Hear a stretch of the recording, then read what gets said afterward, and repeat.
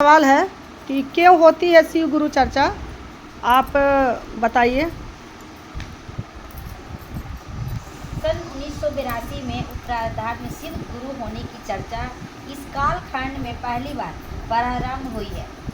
मैंने श्री हरिंदर जी को जानना चाहा कि आखिर उन्होंने शिव को गुरु होने की चर्चा क्यों आरंभ की है और गुजरे हुए 37 वर्ष के अंतराल में शिव गुरु की चर्चा का फलाफल पर उनके विचार जानने की कोशिश किए थे। मेरी जिज्ञासा है कि प्राप्त की श्री हरिंदर जी से उत्तर दीजिए, कुछ अंश प्रस्तुत करें। और निहारिका दीदी ने ये बुक्स लिखी है और ये उसने बताया है कि जो इस कालखंड में क्यों होती है शिव गुरु चर्चा, उसके बारे में भैया से क्वेश्चन पूछा तो भैया बताते हैं कि सन 1982 में मेरा तबादला उप समाहर्त के रूप में मधेपुरा जिले में हुआ था। उनका तबादला 1982 में जब हुआ था मधेपुरा जिला में, तो सितंबर 1982 में मध्य में मैंने मधेपुरा में अपना योगदान दिया था। उक्त जिलों में 2-3 व्यक्ति मुझ पे पूर्व से परिचित थे और जहाँ पे वहाँ पे गए थे जिस जिले में, वहाँ 2-3 व्यक्ति थे जो उनको जानते थे, परिचित थे, क्योंकि मैंने सहरसा जिला में स्कूल के उच्चतर माध्यमिक की परीक्षा उत्तीर्ण की थी। उन्होंने सहरसा जिला में स्कूल में उच्च माध्यमिक जो उच्च होता है ना 8वीं से ऊपर वाले में, उन्होंने वहाँ सारे उत्तीर्ण किया था, पास किया था। 3 वर्ष उसी विद्यालय का विद्यार्थी भी था, 8वीं 9वीं 10वीं उसी विद्यालय को विद्यार्थी थे और वहाँ अच्छे से पास हुए थे। सहरसा के विद्यार्थी काल के दौरान में अक्सर सहरसा जेल के निकट में एक शमशान में रात को साधना करने जाते थे। हमारे भैया है जो जब वो 3 साल की जो अवधि में पढ़ रहे थे ना सहरसा जिला में, तो उस काल के सहरसा जिला निकट एक शमशान था जहाँ रात में वो साधना करने जाते थे। अब उस वक्त स्थल पर माँ तारा का मंदिर बन गया है। अब वो जहाँ वो शमशान जहाँ साधना करने जाते थे, उस स्थल पर उस जगह पे अब माँ तारा का मंदिर बन गया है। 1963-65 में केवल वहाँ एक नदी बहती थी और बगल में जो तारा है बना है ना, तारा मंदिर, वो काली माता का नाम एक नाम है तारा माता। तारा माता जो काली माता के नाम की मंदिर से। तारा पीठ होती है वो काली। तो 63-65 में केवल वहाँ एक नदी बहती थी जो बगल में सहरसा जेल की दीवारें थी।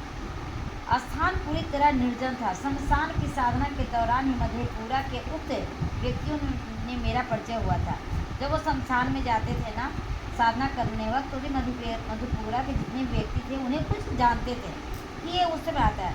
वे लोग उम्र में मुझसे बड़े थे, बाकी वो जो भैया से उन लोग बड़े थे। करीब 20 साल बाद उन लोगों से फिर मुलाकात हुई। बचपन में वो करते थे, उसके 20 साल के बाद उनसे मुलाकात हुई। मैंने शिव को गुरु वर्ष 1974 में भोजपुर जिले के आरा शहर के स्थित गांगी शमशान में माना था।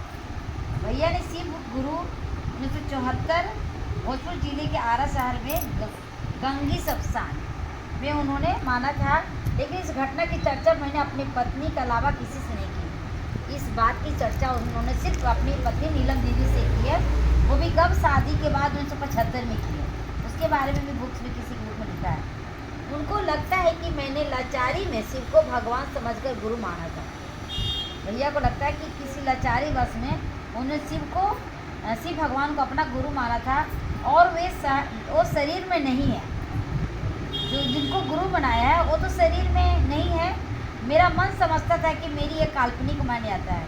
वो समझते थे कि अपने मन से उन्होंने इसलिए बनाया था।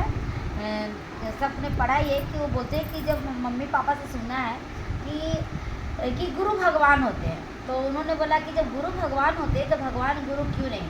तो उन्होंने जो साधना करते थे वहाँ शिव गुरु ही होती है तस्वीर, उनको गुरु बनाता था। लेकिन उनकी वो काल्पनिक थी, क्योंकि वो गुरु उन्होंने बहुत 13 से ज़्यादा गुरु बनाए थे, जिससे विश्वास नहीं हुआ तो वो छोड़ दिए थे। तो उनको भगवान को गुरु माना तो था, लेकिन उनको लगता था काल्पनिक है सभी है, मतलब सत्य नहीं है, क्योंकि वो शरीर में तो है नहीं जो बताएंगे ज्ञान देंगे। तो वही बोल रहे हैं कि काल्पनिक है। धीरे धीरे समय बीतता गया और मेरी काल्पनिक मान्यता यथार्थ रूप में लेने लगी। जैसे जैसे समय बीता, उनका जो काल्पनिक था ना, ये मान्यता उनके यथार्थ रूप में मतलब एकदम पूर्ण विश्वास हो गया कि ये धीरे धीरे होने लगा कि कुछ अनुभूति होती है ना हमारे साथ भी। हम भी चलते हैं ना, फोटो है ना आरती है, ना कोई बोलने वाला है, लेकिन यहाँ चल चल के कर कर के तो पता लगता है कि वाकई शिव गुरु है। हम जो जो चाहते हो हमारे आगे आगे चलते हैं, हमारी हर चीज़ को पूरा करते हैं, तो विश्वास होता है। तो हमारे अंदर दृढ़ विश्वास है कि नहीं, हमें शिव चर्चा में जाने से हमारा ये अच्छा हो रहा है और अच्छा होगा, क्योंकि कहीं ना कहीं शिव हैं हमारे साथ। तो ऐसे उनको भी मान होने लगा यथार्थ रूप से कि वो जो काल्पनिक थी मतलब वो सत्य होने लगी उनमें। मैंने मात्र चमत्कार सीखने के लिए ही शिव को गुरु बनाया था। उन्होंने जो शिव को गुरु बनाया था चमत्कार ही सीखने के लिए। जो तंत्र मंत्र विद्या जो थी ना, उनको बचपन में घटना घटी थी, एक तिनका से एक सांप हो गया था जो उनके यहाँ आए थे, तो वो देख के उन्होंने मन में सोचे थे कि मुझे ये सब सीखना है कि एक तिनका कैसे सांप बन गया।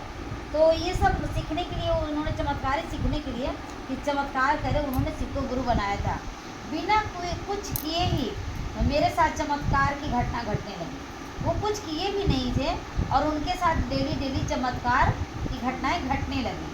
1977 में मैं बिहार सरकार की नौकरी में आया था, लेकिन शमशान साधना, अध्यात्म तथा तंत्र मंत्र में मेरा आकर्षण बना रहा। देखो 1970 में उन्होंने बिहार सरकार की नौकरी ली, लेकिन सोचो वो भैया जब नौकरी करने जाते थे ना, मैंने आप ही लोग सबसे किसी सुना है कि रात भर वो साधना करते थे और जब दिन में नौकरी जाते तो आंखें उनकी लाल रहती थी।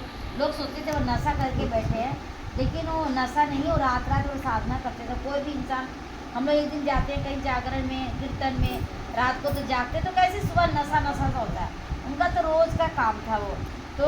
लेकिन इतने बड़े ऑफिसर रहने के बाद भी वो शमशान की साधना, अध्यात्म करना वो नहीं छोड़े, तंत्र मंत्र को उनका आकर्षण बना रहा।